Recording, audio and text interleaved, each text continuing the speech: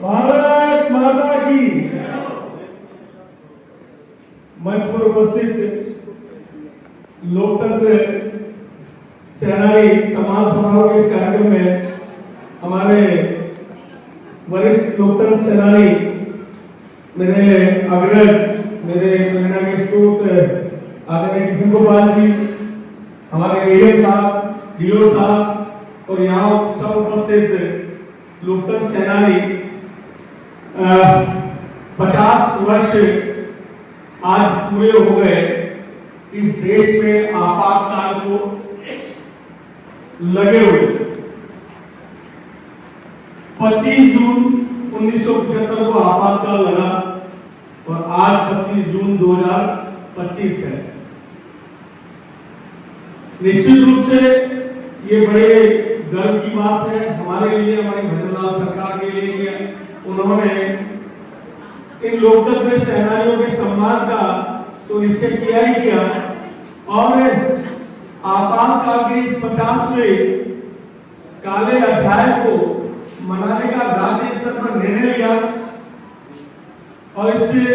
मैं स्वर्ण जयंती इसलिए नहीं कह रहा हूं क्योंकि ये काला अध्याय था, black day of our democracy. लोकतंत्र के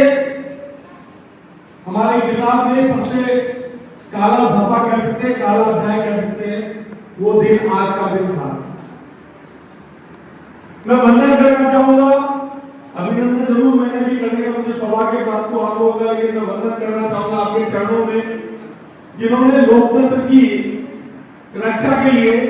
अपना सर्वस्व न्यौछावर किया। आपने जेलें देखी, आपने प्रताड़नाएं झेली और प्रताड़ना इस बात के लिए देखी कि हमारे देश में लोकतंत्र अक्षुण्ण रहे और जिस प्रकार से उस समय की तात्कालिक सरकार डेमोक्रेसी की हत्या करने का षड्यंत्र उन्होंने रचा था, उसके खिलाफ आप सड़कों पर आए और उसी का परिणाम था कि 25 जून 1975 को आपातकाल लागू हुआ। लेकिन आप लोगों के आंदोलन, आपके संघर्ष, आपके सर्वस्व बलिदान से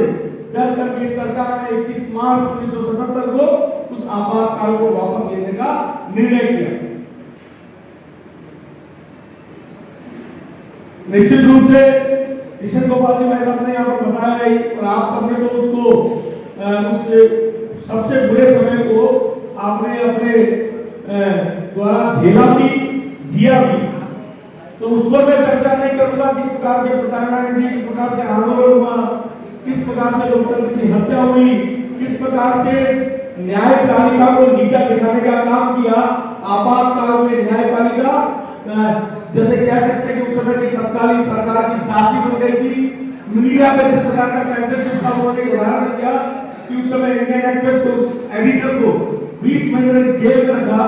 केवल मात्र इंडियन एक्सप्रेस में नहीं, देश भर के अखबारों पर बिल्कुल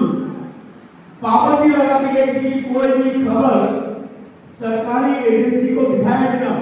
वहां के प्रशासन को दिखाया बिना छपेगी नहीं अखबार में, चाहे वो लूट की हो, चाहे चोरी की हो, चाहे सामाजिक कोई घटना हो,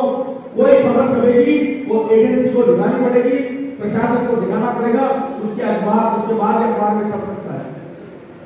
इस आंदोलन को कुचलने का जो भरसक प्रयास उस समय के तात्कालीन प्रधानमंत्री से लेकर पूरी टीम ने किया। उस समय जो कांग्रेस का एक तरह से कहना चाहिए कि वो सरकार नहीं थी, कांग्रेस का वो शासन था, जैसे अंग्रेजों का शासन था या हिटलर का शासन था, इस प्रकार का शासन था। लगातार केवल मात्र मीडिया, न्यायपालिका ही नहीं, सामाजिक संगठनों पर भी पाबंदियां लगा दी गई, उन पर प्रतिबंध लगा दिया गया और उसमें प्रतिबंध लगने वाले संगठनों में राष्ट्रीय स्वयंसेवक संघ भी था। और जो देश के आज जो प्रधानमंत्री है नरेंद्र मोदी जी, उन्होंने भेष बदल करके उस समय लोकतंत्र की सत्ता के खिलाफ जो आंदोलन हुआ उसमें भाग लिया। लगातार उनके कई फोटो अगर आपने देखे होंगे, उनके फोटो ध्यान में आते हैं, कहीं बिना मूछदारी के, कहीं वो सरदार बने हुए हैं, सिख बने हुए हैं। ये उस समय लोकतंत्र के उस काले अध्याय में लड़ने के लिए, संघर्ष करने के लिए आप लोग जिस प्रकार से निकले, उसका ही परिणाम आज हमारे सामने है कि राजस्थान की सरकार ने हमारे लोकतंत्र के सेनानियों को सम्मान देने का निर्णय किया, विधेयक पास किया। सरकार ने भी किया था, लेकिन बीच में जब कांग्रेस की सरकार आई उन्होंने लोकतंत्र सेनानी सम्मान समारोह को सम्मान के जो दिया जाता था उस पर रोक लगा दी। इसका विधेयक बिल पास करके राजस्थान की बदलाव सरकार ने हमारे लोकतंत्र सेनानियों को 20,000 रुपए प्रतिमाह पेंशन देना तय किया, 4,000 रुपए मेडिकल उनको सहायता देना तय किया और राजस्थान रोडवेज की बसों में निःशुल्क पास की घोषणा की। निश्चित रूप से आपने जो संघर्ष किया, आपने जो प्रताड़नाएं झेली, आपने जो लोकतंत्र को जिंदा रखने का जो काम जो किया, उसके सामने ये सूर्य को दिया दिखाने जैसा ही है। लेकिन सम्मान की कोई कीमत नहीं होती, सम्मान सम्मान होता है और मुझे लगता है कि आप सम्मान को प्राप्त करके गर्वान्वित होंगे और मैं गर्वान्वित हूँ। आप लोगों का सम्मान करने का सौभाग्य मुझे मिला आप लोगों के सामने, क्योंकि मैं बार बार इस चीज को याद कर रहा था कि 50 साल हो गए। तो मैं याद करता हूँ कि मैं 25 अप्रैल 1975 को पैदा हुआ और 25 जून 1975 को आपात का लगा मेरे पैदा होने के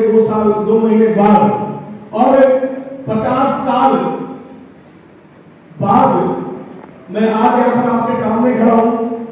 और आपका सम्मान करने का सौभाग्य प्राप्त कर रहा हूँ, क्योंकि आपने जो संघर्ष किया था, आपने जो प्रताड़ना झेली थी, वो संघर्ष और प्रताड़ना आपने हम जैसे बच्चों के भविष्य को सुरक्षित रखने के लिए, उस युवा पीढ़ी के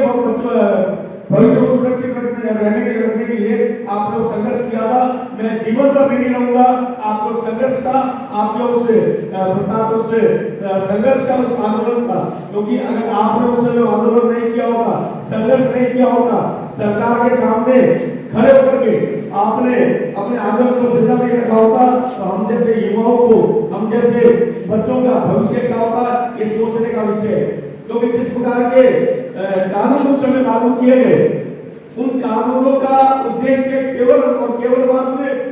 लोकतंत्र को समाप्त करना, इस देश के अंदर हिटलरशाही राष्ट्रतंत्र को लाने का एक षड्यंत्र मात्र था। लेकिन आपके आंदोलन के कारण वो सफल नहीं हुआ और उनको विड्रॉ करना पड़ा और 1977 में 21 मार्च को जब इमरजेंसी समाप्त हुई, चुनाव की घोषणा हुई और चुनाव की घोषणा होने के बाद जो चुनाव हुआ उसमें उस समय की तात्कालिक सरकार और कांग्रेस को आप लोगों के संघर्ष के कारण से, आप लोगों के संघर्ष के कारण से, आप लोगों के बलिदान के कारण से, आप लोगों के उस जो आपने जो संघर्ष किया उसके कारण से वहाँ सरकार परिवर्तित हुई, जनता पार्टी की सरकार बनी और वो जो नेता जिन्होंने उस आंदोलन को चलाया था, मैं याद करना चाहूंगा श्रद्धेय जेपी बाबू को, जयप्रकाश नारायण जी को, अटल बिहारी वाजपेयी, कांग्रेस जी आडवाणी, भैरव सिंह शेखावत, चंद्रशेखर, हमारे मुरारजी देसाई, इन नेताओं ने उस समय उस आंदोलन का नेतृत्व किया था और एक अनाम जिनको कहना चाहिए संघ के प्रचारक, राष्ट्रीय स्वयंसेवक संघ के प्रचारकों ने जिस प्रकार का संघर्ष किया था उसकी परिणति हुई। 77 में कांग्रेस की सरकार गई और उस समय जो सरकार जनता पार्टी के नाम से सरकार आई, उन्होंने चिरफाड़ किया जेपी बाबू के नारे को, सिंहासन खाली करो के जनता आती है, और निश्चित रूप से सिंहासन खाली हुआ और जनता का शासन हुआ। और आज भी लोकतंत्र जिंदा इस देश में अगर है तो आपको आंदोलन, उस संघर्ष का परिणाम है कि लगातार उस 1975 के बाद लगातार सरकारें बीच में आई गई, लेकिन आपके उस लोकतांत्रिक प्रक्रिया से किए गए आंदोलन के कारण से आज लोग हम यहाँ पर निश्चित रूप से खड़े हैं। ये देश लगातार प्रगति कर रहा है, विकास कर रहा है, लोकतांत्रिक मूल्यों का